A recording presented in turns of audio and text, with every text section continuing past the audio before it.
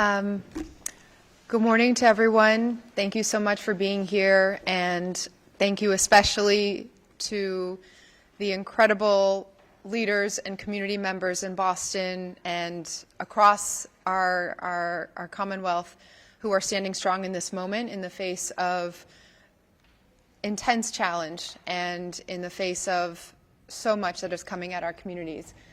The elected officials who are here, many who could not be here as well, the city leaders and department heads and cabinet chiefs and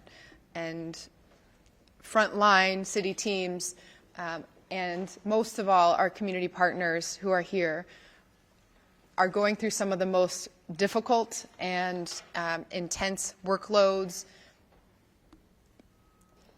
the most painful conversations in community, and are still showing up every day, marshaling the resources, the energy, the fight to keep going. So I want to thank you all, most of all, for what you do day in and day out, and especially right now. I am so proud to work alongside colleagues in our city organization and across our community who continue to demonstrate what real leadership in public service looks like. And you'll hear in a little bit from just a sampling of the incredible coalition of organizations and partners that are banding together right now to try to provide resources and supports and keep community members safe and keep the progress going that Boston has established because of our strong relationships. I also want to thank and acknowledge our Attorney General, Andrea Campbell. We are so grateful and proud to have an AG who is out there fighting this fight on behalf of so many of our communities on just about every issue. And for the weekly huddles with city teams, mayors, and select board members and others to help us identify which grants to apply for, which ones that have challenging language, what lawsuits or other legal challenges are necessary. We're very, very thankful for that level of coordination. And thank you to our partners at the state level as well, the governor and her administration and all those elected officials in Massachusetts who are standing up. You'll hear in a little bit from leaders at the Pine Street Inn and Brazilian Worker Center. But again, thank you for the entire coalition of our community partners who are working on every issue to address every need. Also, the Equity Now and Beyond Coalition, who has been pulling together the resources and the advocacy for quite some time to make sure that our voices are heard. Thank you for your courage. Thank you for refusing to be bullied into giving up. And thank you for being with us today. We are now we're now 6 months into a federal administration whose actions have been undermining our economic strength, the key industries that hold up our jobs here in Boston, the pillars of tourism and the impacts on small businesses that are coming from the tariff policies and immigration actions that are creating ripple effects worldwide, attacking our communities and our very identities in the name of safety, when in fact these actions are undermining all of the progress that we know is possible because we have built it on community collaborations and trust. The coordinated attacks that we are seeing on our constitutional freedoms, on due process, on research, science, education, and institutions around the country, but especially based here in Boston, are designed to destroy our sense of trust and connection. But this federal administration fundamentally does not understand Boston. We are taking every possible action here in our city to push back and to stand up for basic rights, for our freedoms, and for the opportunities that we have been building here as a city whose mission every day is to be a home for everyone. We've joined 2 amicus briefs opposing the Trump administration's illegal attempts to end birthright citizenship and terminate temporary protective status for Venezuelans. We've joined elected officials from 7 other cities and counties in signing on to a public letter that opposes restrictions to public service loan forgiveness. We filed a brief in the Supreme Court opposing an end to temporary humanitarian protections for immigrants from Cuba, Haiti, Nicaragua, and Venezuela. We're leading a coalition of cities from all around the country in a brief challenging billions in illegal cuts to federal funding that would end life-saving medical research on everything from cancer and diabetes to Alzheimer's.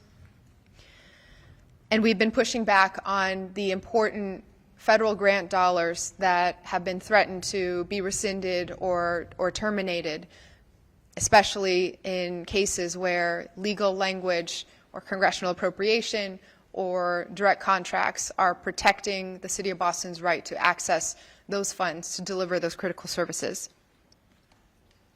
As an example of that, a couple months ago, our Chief of Housing, Sheila Dillon, was told that the Trump administration would not be releasing the $48 million that had already been awarded to Boston unless we complied with their ideological wish list. Money that is needed and is used on an annual basis to provide housing, job training, health care to more than 2,000 people, including veterans, partners fleeing domestic violence, and young people with nowhere to go. It's money that we and our partners in the community have been counting on to continue to do the on-the-ground work that has driven Boston's homelessness rate down to one of the lowest in the nation, and that critically needs to be available to serve everyone in our community, not just those who fit the particular mold of this administration. So we sued the Trump administration to get the funding, and at the end of last week, we won a major victory when a federal judge sided with the City of Boston. In this area and in every other area where we can defend the dollars and resources that are meant to deliver for our community members and to make Boston a home for everyone, or in areas where policies are and actions are taking place that are undermining the progress that Boston has built, we will be standing up. Boston is the safest major city in the country because we are a city that's safe for everyone, because we have the strongest gun laws in the nation, because our officers have decades of relationships with community members, neighborhood association leaders, clergy, public health workers, partners on the ground who are doing the work every single day. And that trust exists between residents and our city government. That safety and hard-earned trust is being jeopardized by the Trump administration's actions, and we see examples of this in other cities around the country right now. So this morning, I also signed an executive order seeking greater transparency from federal officials in response to the secret police tactics that have been deployed around the country in immigration enforcement. The City of Boston will regularly submit Federal Freedom of Information Act, or FOIA, requests to the Department of Homeland Security regarding federal immigration enforcement activity to find out who they are detaining and arresting and on what grounds. Here in Boston, we know how to keep our community safe. Our public safety statistics tell the whole story, that not only do we have among the lowest statistics around violence of any major city in the country, rates of gun violence, of homicide, and other major crimes are at the lowest levels in Boston's recorded history as well. This is because of decades of partnership and of important changes that have been made to ensure that our officers uphold the trust and transparency and accountability that we have been bestowed by residents. In Boston, our officers wear badges. They do not routinely wear masks. We are clear about the reasons for potential arrests or interactions. There are guidelines in place, body cameras documenting what takes place as well. And it is our responsibility to make sure that the communication between our residents and the City of Boston in every manner is designed to boost trust and boost collaboration. We expect the same standards from law enforcement operating in the city, no matter what agency they are from. And we see the actions that are taking place directly undermining trust across all interactions with city government, and therefore are resulting in making our communities less safe.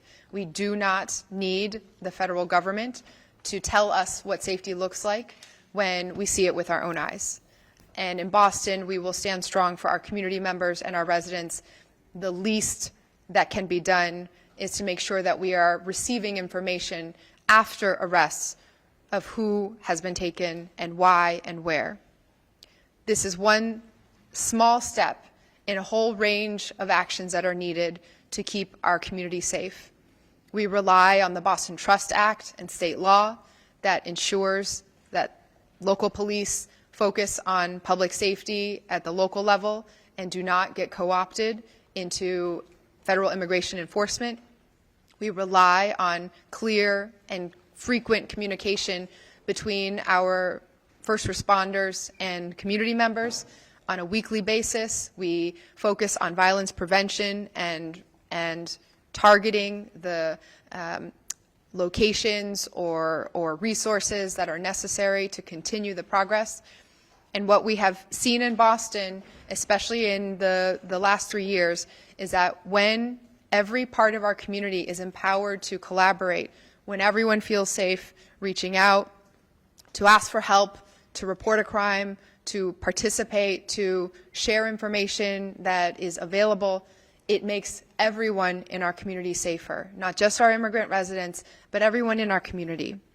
And so we will never turn our back on injustice in the city. We will never give up on our families.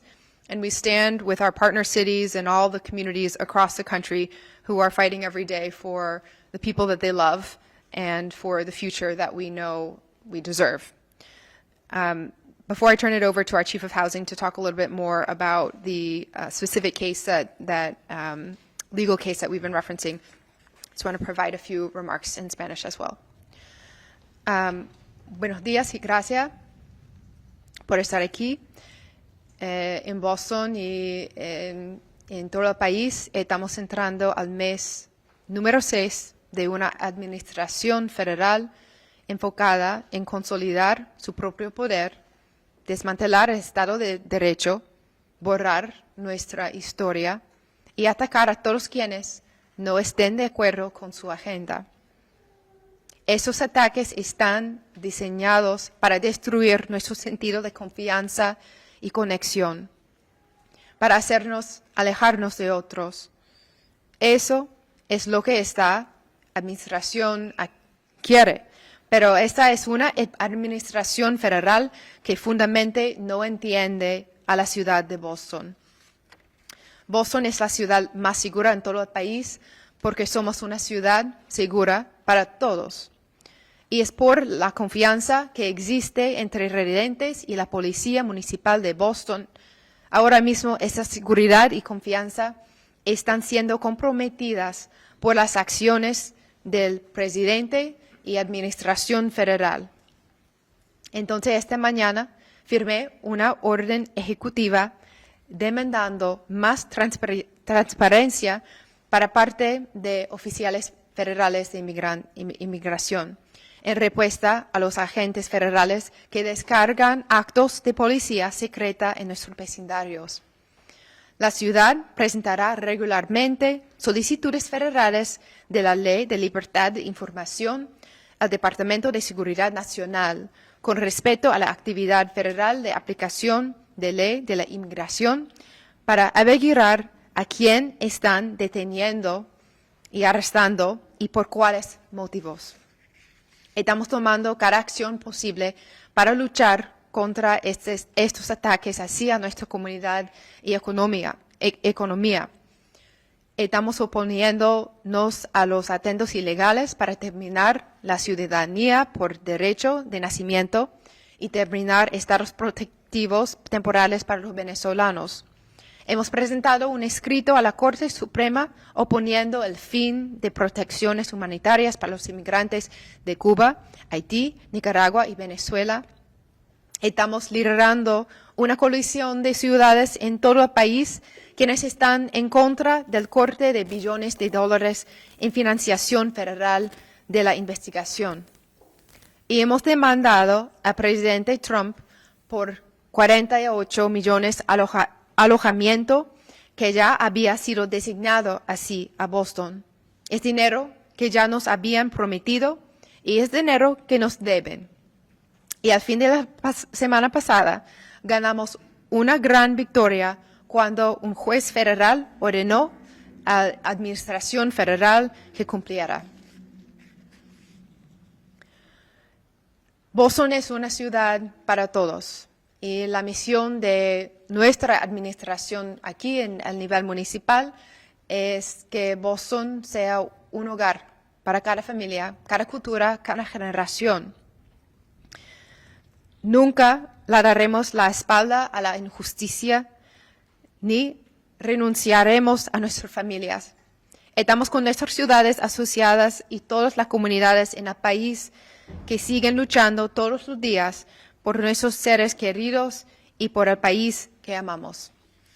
Thank you so much. I'm going to pass it over to Chief of Housing Sheila Dillon, who will be followed by Pine Street Inn President Lindia Downey, Executive Director Lenita Reason of the Brazilian Workers Center, Equity Now and Beyond Coalition Leader Claire Luis, and then I want to invite up all of my colleagues in elected office. I know we're joined by Senator Lydia Edwards, Representative John Moran, City Councilor Sharon Durkin, City Councilor Enrique Pepin. I don't know if anyone else can, and I believe a few of them will speak on behalf of the entire group.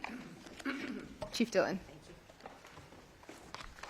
Thank you, Mayor, and good morning. I'm here to talk a little bit more about the continuum of care funding that the Mayor referenced. Every year, the City of Boston and many talented nonprofits apply to the federal government for continuum of care funding. The application is a hard one. It takes weeks and weeks and weeks to complete and compile. And every year after we hit send, we hold our breath and wait for this life-saving resource to be announced and then allocated. Boston, working closely with our nonprofit partners, use this money really well. We have, as the Mayor mentioned, we have one of the lowest unsheltered homeless rates in the country. At our last point in time count, we had less than 200 unsheltered individuals on the street compared to thousands in some of our major cities. The number of people experiencing homelessness for the first time is decreasing, and we continue to house thousands of homeless people every year. We use every tool and resource that we have available to us, including our continuum of care funding, to house and serve our homeless. In the waning days of the Biden administration, they announced that Boston would receive over $48 million in COC grants to continue and expand these important programs. But instead of celebrating the new funding allocation, the contracts we received from the current administration were so altered, so conditioned, so unworkable that we joined with other jurisdictions and fought back. And as the Mayor reported, we were successful. I want to thank Mayor Wu for her leadership on this issue. Boston was steadfast in our belief that these critical federal resources must continue to serve our homeless and the most vulnerable residents here in Boston. As I mentioned, we work with a lot of very, very talented nonprofits, really that put their heart and their soul and need this critical resource to do the work that they do every year. One of those is Pine Street, and I'm going to ask Lindia Downey now to come up. Thank you.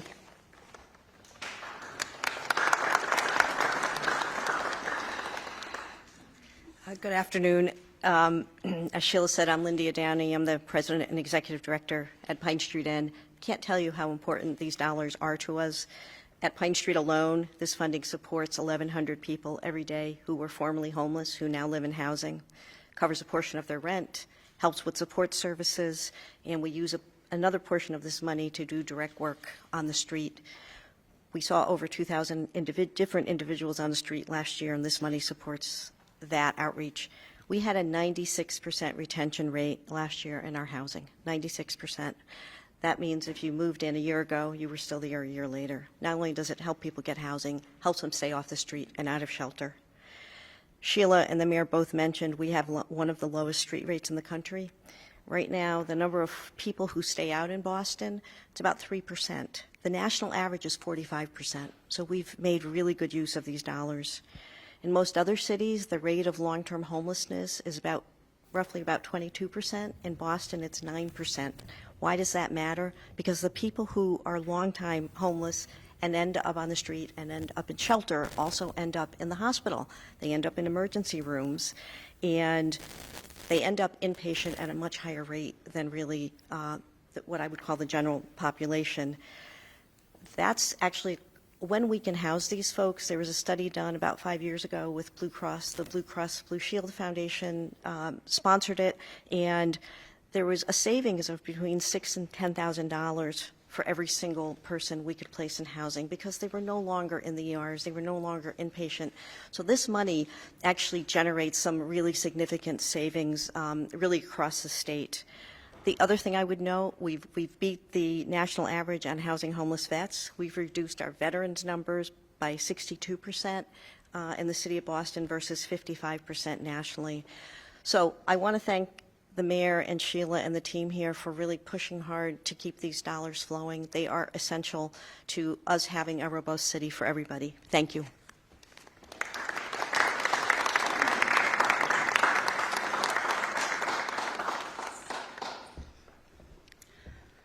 Bom dia, everyone.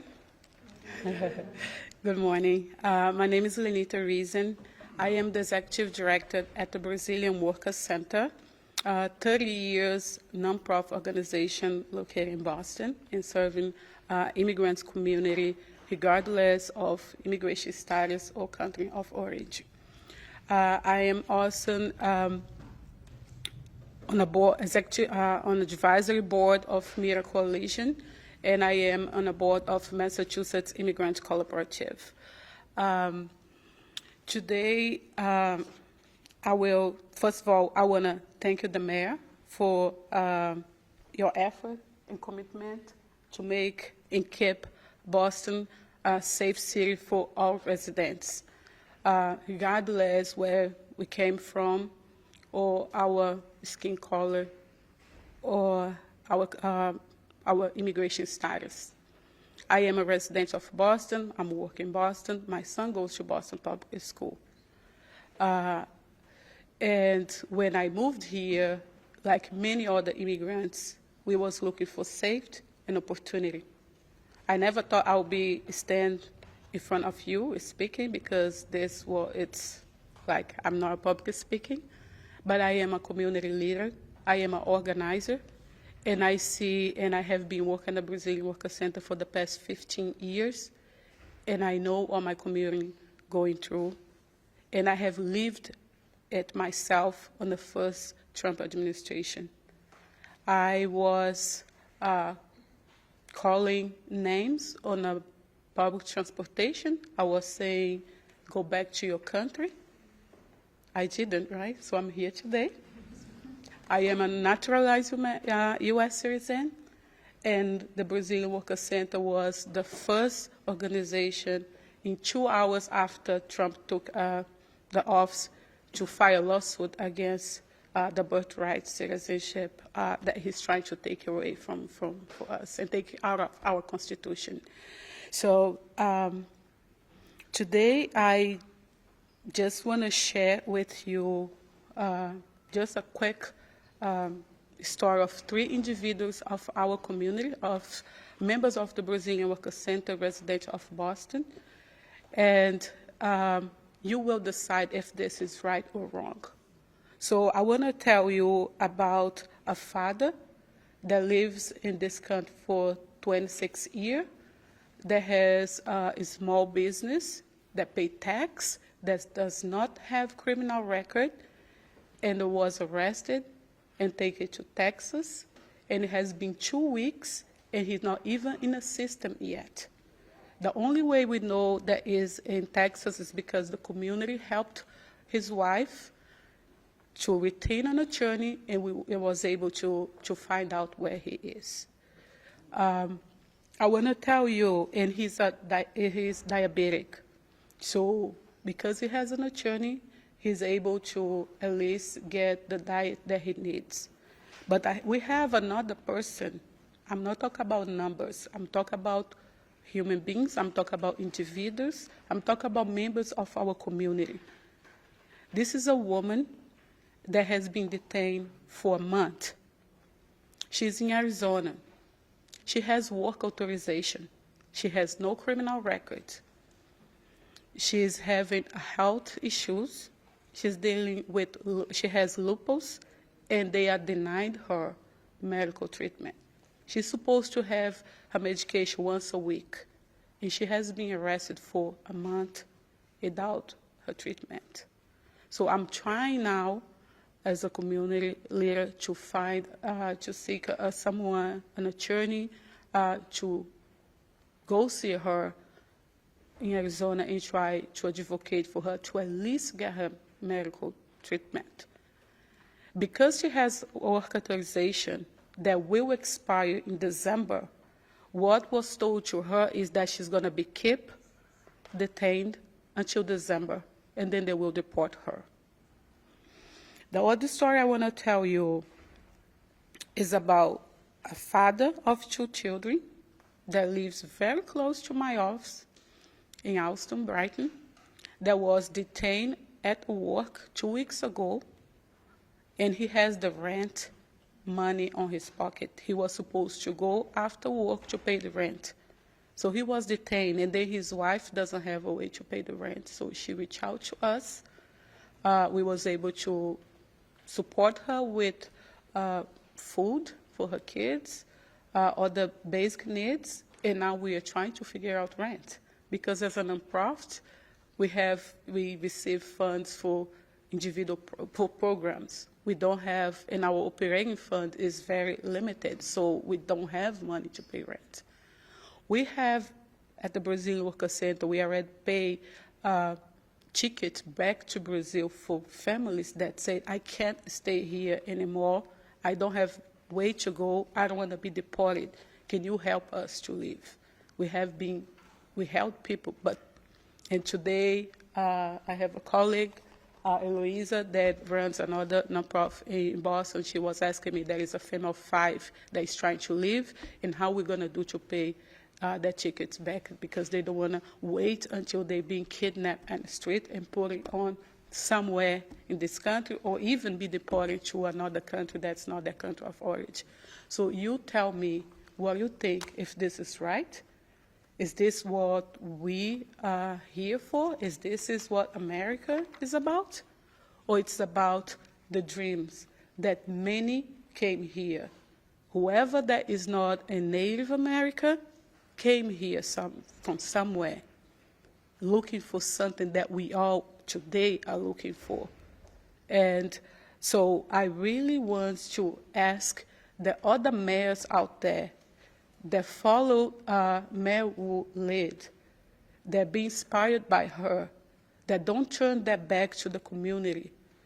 Because today I can vote, but when I couldn't vote, I was doing door knock and I was organizing. So we are here to work, we are here to collaborate, we pay our tax, and we're just seeking for what is right. So you mentioned that it's a small thing that you're doing with this executive order.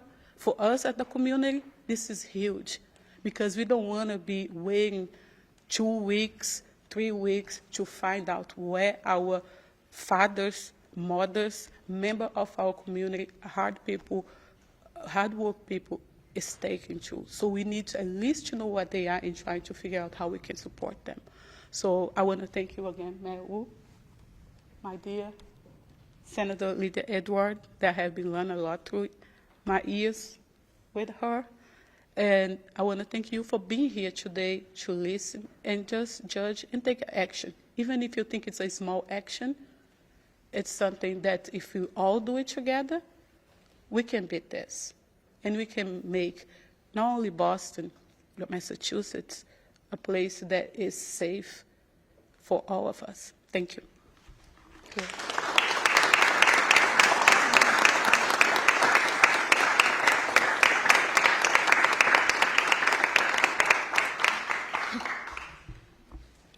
Good morning, everybody. Good morning. First and foremost, I would like to thank Mayor Wu. Thank you for your continuous efforts in making Boston a safe city for all and striving every day to keep it vibrant and colorful. Watching your leadership has been nothing short of transformational in rebuilding a people-centered city. My name is Claire Louise Ocalan, and I'm speaking on behalf of the Equity Now and Beyond Coalition. The Equity Now and Beyond Coalition is made up of the Brazilian Women's Group, the African Community Economic Development of New England, Agencia Alpha, True Alliance Center, and is coordinated by Center to Support Immigrant Organizing, that came together during COVID to steer organizing around health resources, and now is doing work beyond COVID to seek justice in all our immigrant communities. This executive order that the Trump administration has to share information with the city on all detainees, I'm sorry, my eyes, I apologize, helps advocacy groups like ours, particularly to support families with legal assistance, health equity assistance, food assistance, so that they can survive. I'd like us to go back to 2020 when we were all asked to stay and shelter in place.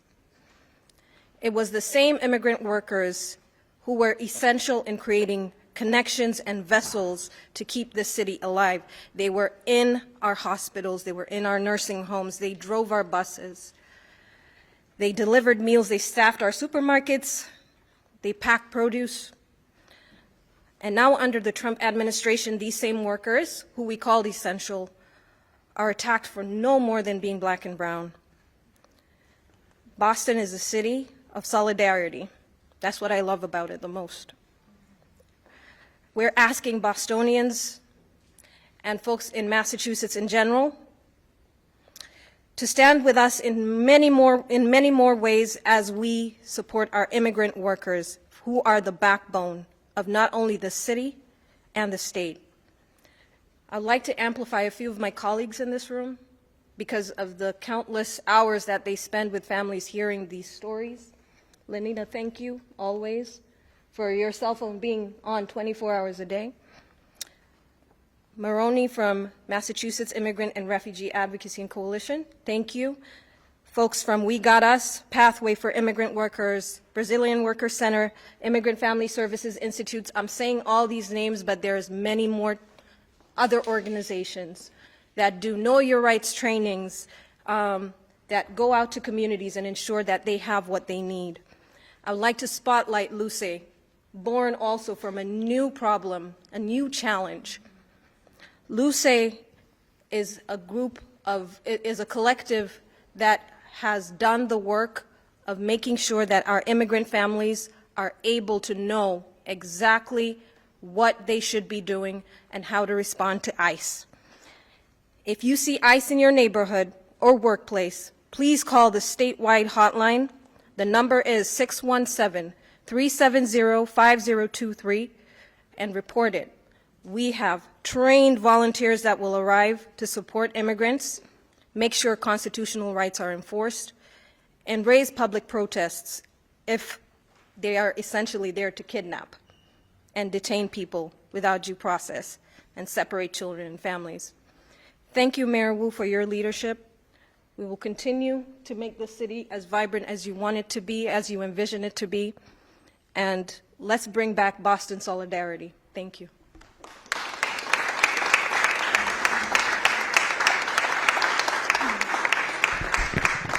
Good morning. My name is Lydia Edwards. I'm a senator representing the 3rd Suffolk, which includes Winthrop, Revere, East Boston, and downtown Boston, the North End. I want to thank Mayor Wu for this gathering in this moment and her leadership. I am especially inspired to keep moving, to keep speaking on behalf of the many people I am proudly representing. I live in East Boston. East Boston is second only to Ellis Island for the amount of immigrants that came into this country. This city punches above its weight class when it comes to immigrants and making Americans. This city has traditionally done so and will continue to do so. And this city is made up of so many different people from so many different backgrounds. What you see here is Boston. What you see behind me, the mayor, is an incredible leader of this great city. because of immigrants. Immigrants are our frontline workers. They are our teachers. They are our mothers, our fathers, our children. They are the people that we call when people have died in our lives. They are our pastors. They are part of our communities. And that's the thing that this administration, this federal administration does not understand. Boston isn't strong because of federal money. Boston is strong because of the people who live here. Boston is strong because of the people who create this city. And they come from everywhere. We know that they are attacking us because we look like we do, because we succeed the way we do, because we succeed proudly as we are, that we say you're welcome here, regardless of what your federal status is, who you love, how you present yourself, and that frightens some people. So they try to take away the money, they'll try to punish us, but again, they don't know Boston. They don't know this heartbeat, they don't know this strength, and we are tough as hell. We stick together. We are a city of neighborhoods. That means we stick together. We know who's across the street from us. We know when someone's sick. We have helped each other. Mutual aid societies have stepped up. So many different ways we came together as a city. This city is strong and stronger. You hit, we hit back harder. Now, when it comes to this moment especially, the narrative that we are safer somehow because ICE is doing what it's doing is simply false. We are safer. This city is safer because of our public safety officers, our police officers, combine that with transparency. They have body cameras. They do not cover their faces. They have worked for decades in community involvement and getting to know the kids and the people in our community. It is community policing. It's the everyday get-to-know-you moments that have earned the trust, and these kinds of raids, these kinds of actions erode that trust. That makes us less safe. We know that transparency, sunlight is what we need, and I'm so proud of this executive order to, again, push for more sunlight and to demand more accountability from law enforcement. We're safer when we do that. And let me just say this, I am a state elected official, I'm a state senator, but I'm also here because I'm a black woman. My family, I can trace my family back to 1818 in this country. I know the slaves' names. I know my history. I know what this country has done before. And the first thing to do when they want to take away your rights is to deny that you exist, that you are deserving of rights. That's literally why we had to have the 13th, 14th, and 15th Amendment. Because the Supreme Court at that time said, in Dred Scott, being black isn't enough, being born here isn't enough. You're just not equal and allowed to have those rights. So what I'm trying to say is we've been here before, United States of America, Bostonians and people know your history, and we still won then. And we would not, even though the Supreme Court said you are not deserving of equal rights, we knew we were. We know we are. Being here is enough. Being born here is enough to be protected by this Constitution. And since I'm brought up the Constitution, let me just say this quite simply. Isn't it amazing that immigrants, their children, documented or not documented, are fighting for our constitutional rights? This is a room of patriots who are fighting for the Constitution to apply the way it should to everyone equally. Mayor Wu is standing up for this country, for the contract between the government and the people. All people, whether you're born here or not, regardless of your status. I am so sad that we have to have this battle again. But I'm also so inspired from the undocumented people I have met, I have represented, I have fought for, I have married, who came here and became incredible patriotic citizens, some serving in this country's military. They are sending their children to die for this country. We, this city, will protect our own. This state will protect our own. We know that papers do not define who you are or your freedom as they tried to do back in slavery. I'm proud of this country. I am so proud of you, Mayor Wu. I'm so proud of your strength. I want to also give up to some of the leaders and organizations like the Chinese Progressive Association. I want to thank you, Maverick Landing, Rita. I want to thank you from Atahari, Monique. I'm fighting. I'm going to keep fighting because we don't have a choice. And I'm proud of this city, and I will continue to fight. Thank you.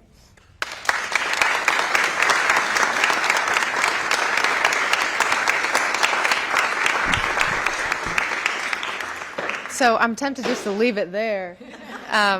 I want to also recognize that two more colleagues have joined us from the City Council. City Councilor Gabriela Coleta Zapata, thank you for all your leadership, and City Council President Ruti Lujan. So I know we were going to just have one elected represent the state in speaking, and then one represent the City Council. It was going to be Enrique before. Do you want to? Why don't we all, and then we can do this. Great, thank you.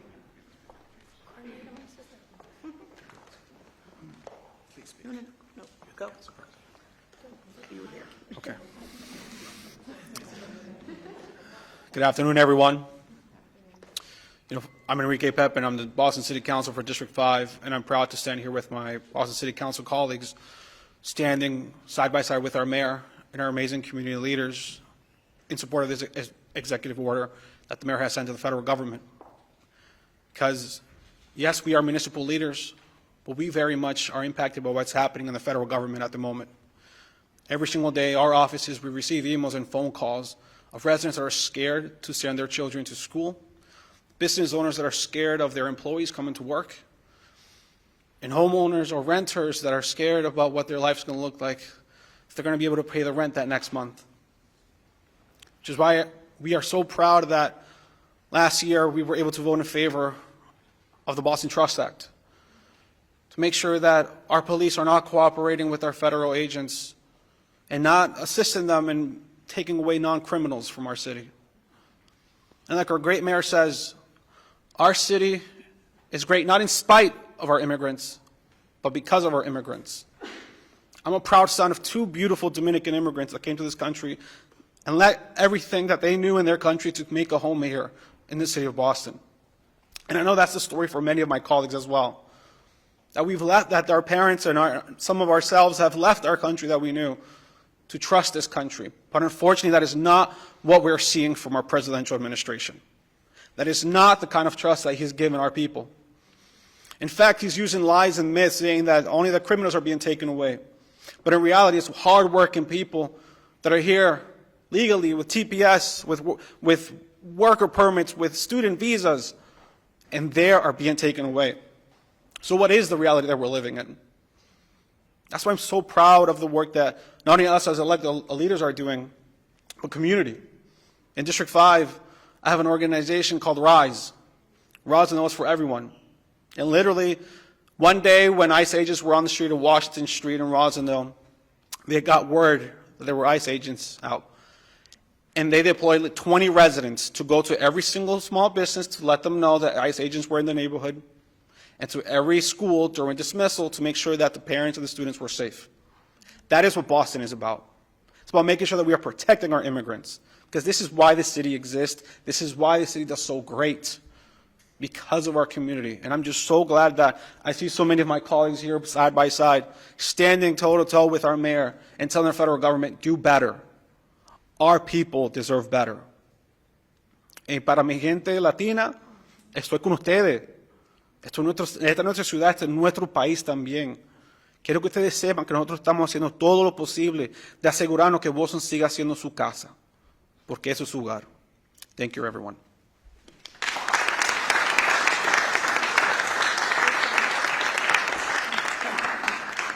Thank you, everyone. Ruti Lujan, President of the Boston City Council. I want to thank my colleague, Councilor Enrique Pepin, for so eloquently stating what we all feel every day. This is the Boston City Council, so we immediately reaffirmed the Trust Act last year to make sure that all of our residents knew who we are and that we don't change. Regardless of the values at the federal level changes, we are the same here in the city of Boston. This work could not be possible without our mayor courageously leading us. I want to thank you, Mayor. I want to thank our state partners. I see so many community leaders who are here and who are ever present.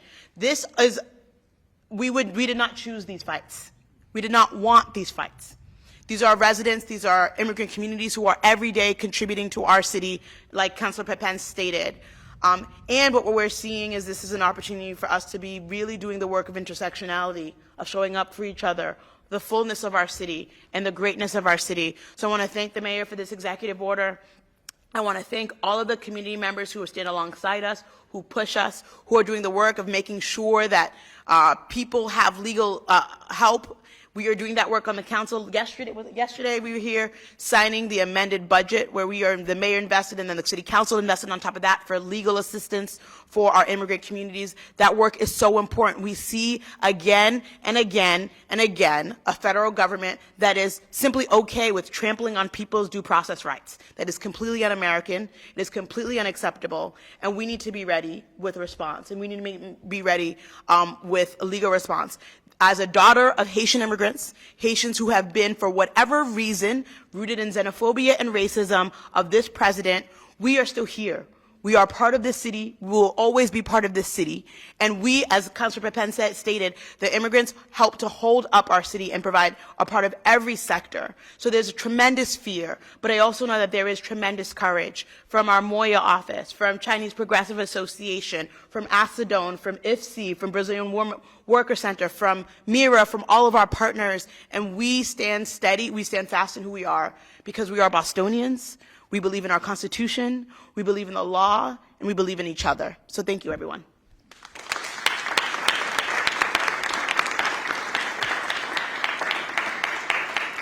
Thank you so much to everyone. Are there any questions from the media on just this topic of sort of broadly the federal government and our response? Charmin. Your executive order, what kind of teeth does that have? I mean, how do you force the federal government to do anything? Yeah, city government has our own authority, state government has their sphere of jurisdiction, and neither city or state government can overrule or control what is specifically under the federal government's purview in a lot of ways. Elections have consequences. We are where we are because of a new federal administration that is carrying forth actions that are in some cases within the power of the federal government. In many cases, we are seeing that those actions are overstepping the bounds of the Constitution, of due process, of federal laws, of basic decency, civil rights, human rights. And as we stated earlier, thankfully, in some cases, the courts are stopping those actions, are forcing them to make good on the grant dollars that are obligated to communities to serve in the right ways, or to pause on actions that would dismantle life-saving research and set us back in terms of the healthcare and innovations that we know are needed and possible. And in some cases, the city government cannot overrule what they're doing, but it's still important to tell the truth, and it's still important to be clear about what we expect from our federal government. In this case, the statement and the order that we as a city are going to take on the responsibility of formally requesting through available channels, the Freedom of Information Act, the type of information that is basic to community policing and a functioning democratic society. My advice to Tom Homan and ICE is to take a time out. Reassess what you are doing and how you are doing it. A little friendly advice from the safest major city in the country. We know how to keep people safe. We know that that requires collaboration and trust and community members holding each other and holding our law enforcement officials and city officials and state government to the highest of standards. The American people are not stupid. No one is buying the line that these secret police tactics are making communities safer. No one is buying that this is making cities safer, how they are doing their jobs. Now, I'm not here to say, that I'm going to, from the city level, direct the agenda or the priorities that a federal agency is exercising. I disagree with them strongly. I voted the other way in the election when I had the opportunity. But how they are carrying out what is within their legal purview to do is still important. And as we've said over and over again, our Boston police officers wear badges. They are clearly identified. They treat community members as partners in public safety and community safety. and there's information available on who was arrested and why and where they were taken. We have heard numerous accounts, and our community partners in this room as well, every single day, dozens of stories around how people are being approached to be arrested by masked individuals, refusing to identify themselves, refusing to share any information with their loved ones about why they are taking that person, where they are taking them, how to find information about where they're taking them. So everything is being cobbled together at the community level because we are Boston, this is our city, and this is what we do. But this executive order establishes the framework that we are going to formally request this information through available channels, both through FOIA, and I didn't mention directly, but it's in the executive order, also to be in clear and direct communication with our consular offices in the city as well, because many of the consulates are places that immigrant community members and families are turning as well, to try to collect and provide that information in as timely a manner as possible. And if they are going to find ways around that law, if they are going to find ways to not comply with the Freedom of Information Act, right, that is something that also needs to be clear, that when there are direct requests for transparency, there should be a direct response. Mayor Wu, do you have even a vague idea of the number of Bostonians who've been taken into ICE custody since January? And then follow-up question, can you talk about the timing of this show? Why are you sending this message today? It gives the idea of going toe-to-toe with the Trump administration right after they've called 2,000 National Guardsmen into LA. So on your first question, that is exactly the reason why we need this kind of information. There have been big numbers thrown out there that are connected to a political agenda of establishing a certain quota of detentions to meet the threshold of what they describe as a successful mass deportation with quote-unquote collateral human beings. We don't know if those numbers are real. We don't know who they're counting as part of these numbers. We don't know where those individuals live, where they were arrested, which were within the city of Boston or a different municipal jurisdiction. We don't have any information at all, and we have asked. We've even asked for information following the discrepancy in how many detainer requests were issued to the city of Boston for our own records to be able to know what the truth is, and we have not gotten any response still in months. And so that is really the driving motivation behind standing together to say this is basic information in a country of laws and due process that we are owed as a society, to know when someone is arrested, who was that, why, where, and that is what we expect. In terms of timing, I mean, we've been meeting with our community partners for months at this point. The feedback and all, if anyone from our community side wants to step in and speak as well, please do. The urgency has ratcheted up with what we are seeing and an escalation of these kinds of tactics here and in communities around the country. And so we wanted to be clear of what the basic standards are that provide for progress on public safety that we know have been impactful in the city of Boston, and that our police officers uphold every day, and that we expect other law enforcement officials operating in Boston also to uphold. Does anyone want to? One last question, and then we'll do a scrum after as well. Does anyone on the community side want to add anything on these questions? Good.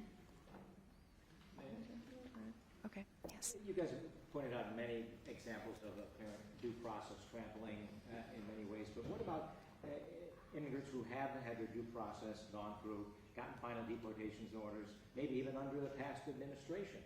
What's your message to and about those people? Can you people go further? Final deportation orders. They've gone through the process. Maybe have lived here for years because that process took so long. Should they leave? So as I've said here and in Washington, our immigration system is broken. I think we can acknowledge that across the board, that there are, we need clear rules. We need a way to ensure that there are, so in terms of just from my purview at the city level, which does not extend to the decision makers who are actually in charge of and have the authority to make these decisions, please, we need comprehensive immigration reform. We need a law passed. It is this president who torpedoed the bipartisan framework that was put forward, and we can all quibble with whether that was the perfect law this way or that way. I don't think such a thing exists, but to have some kind of discussion through our democratic channels of what the law should be and how to enforce it, and for Congress to do their jobs and move this forward. We've been calling for this for a very long time. I think the governor had said this, and so many of the community members across the country have said this. In the absence of that, to have humane recognition that people are human beings. And of course, right, the city of Boston is safe not because we are what some describe, you know, when some people say sanctuary cities, they are trying to suggest that it is a place where acts of harm or crimes go unchecked and are shielded from accountability. And in fact, we are saying the opposite, that we are a city and a government where all of our services are provided without question of immigration status. Going to our Boston public schools, being in our community centers, programming in our libraries, senior centers, any of the ways that we serve our community members, we serve everyone without asking or collecting information around immigration status. The flip side is also that when there is harm committed in the community, when there are actions and crimes that take place, there is accountability regardless of immigration status for everyone. And that is what has made us the safest major city in the country, knowing that this is not part of, we are holding everyone accountable and we are providing resources to everyone. So in terms of what the message is for those who are within the legal immigration system as it stands now, it is incredibly important to have representation. There is a reason why the data shows that when someone is in the midst of immigration or deportation proceedings and they have legal representation, it is very different outcomes when you have someone there who can help you understand and have the law applied correctly to your case versus not having that basic support. And so some of what this group has also been doing is to really recruit volunteer lawyers from our community. Any immigration attorney who is out there who somehow is not yet plugged in the volunteer efforts, please, you can reach out to the City of Boston. We would be happy to connect you with the organizations that are offering free and available consultations to help you know your rights. We follow the laws in the City of Boston. We follow city, state, and federal laws. The federal government does not seem to be following all the laws in this moment, and that's why we are standing up and refusing to be bullied out of speaking the truth. But you didn't say Thank you.